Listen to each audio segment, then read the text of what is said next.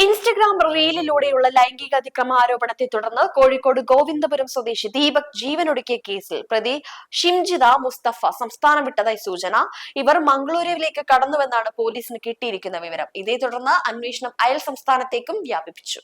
Social മീഡിയയിലൂടെയുള്ള വ്യാജ ആരോപണത്തെ തുടർന്ന് യുവാവ് ആത്മഹത്യ ചെയ്ത കേസിൽ പ്രതി ഷിംജിത മുസ്തഫ ഒളിവിൽ. ഇവർ കേരളം വിട്ട് മംഗലാപുരത്തേക്ക് കടന്നതായാണ് പോലീസിന് ലഭിക്കുന്ന സൂചന. ആത്മഹത്യാ പ്രേരണ കുറ്റം ചുമത്തിയതിന് പിന്നാലെയാണ് ഷിംജിത ഒളിവിൽ പോയത്. പ്രതിക്കായി ലുക്കൌട്ട് നോട്ടീസ് പുറപ്പെടുവിക്കുവാനുള്ള നടപടികൾ പോലീസ് വേഗത്തിലാക്കി.